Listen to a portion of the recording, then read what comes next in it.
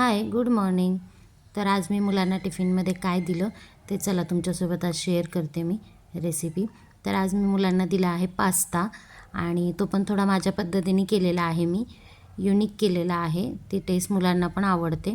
तर चला आपण बघूया आता मी कसा केला आहे पास्ता तो आणि तुम्ही एकदा नक्की हा ट्राय करा. तर एका कढईमध्ये मी पाणी गरम करायला ठेवलं होतं आणि त्याच्यामध्ये कट केलेला बटाटा टाकला होता. तो बटाटा 5 मिनटं शिजवायचा. त्याच्यानंतर पास्ता टाकायचा, तो 5 मिनटं शिजवायचा मीठ टाकून आणि हे दोन्ही मिळून 10 मिनटं शिजवून घ्यायचं आहे आपल्याला. अगोदर बटाटा शिजवायचा 5 मिनिट, नंतर पास्ता टाकून तो 5 मिनटं शिजवायचा. असं मिळून त्याचं टायमिंग 10 मिनिट आहे.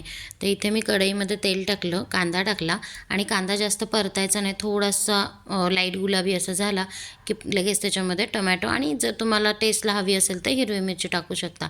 मला आवडते म्हणून मी टाकलेली आहे ऑप्शनली आणि मुलं खातात पण तिखट थोडंसं असलं की. त्याच्यानंतर त्याच्यामध्ये मी pasta sauce plus peri peri masala आणि टमॅटो केचप आणि थोडंसं मीठ टाकलं होतं.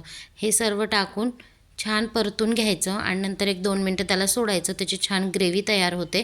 ग्रेव्ही तयार झाली की त्याच्यामध्ये आपण जो शिजवून घेतलेला पास्ता असतो तो टाकायचा आणि ते सगळं एकत्र मिक्स करून घ्यायचं. आणि तसा तर हा तयार आहे आता पास्ता, कारण आपण पास्ता शिजवून घेतलेला असतो. पण जर का तुम्हाला ग्रेव्ही हवी असेल तर तुम्ही त्याच्यामध्ये थोडंसं पाणी ॲड करू शकता आणि थोडीशी ग्रेव्ही करू शकता. आणि जर का तुमचा पास्ता जास्त असेल तर तुम्ही त्याच्यामध्ये कांदा टोमॅटोची ग्रेव्ही वाढवू शकता, तरच तो पास्त्याला थिकनेस येतो छान. आणि इथे असं झालेलं आहे माझा तयार. दोघांचे डबे भरून दिलेले आहेत मी. आता दोघेही स्कूलला चाललेले आहेत. तर अशी होती सकाळची घाई माझी आणि त्या घाईमध्ये असा छोटासा एक व्हिडिओ बनवला आहे मी. तुम्हाला आवडल्यास तर लाईक शेअर सबस्क्राईब करायला विसरू नका. So thank you for watching.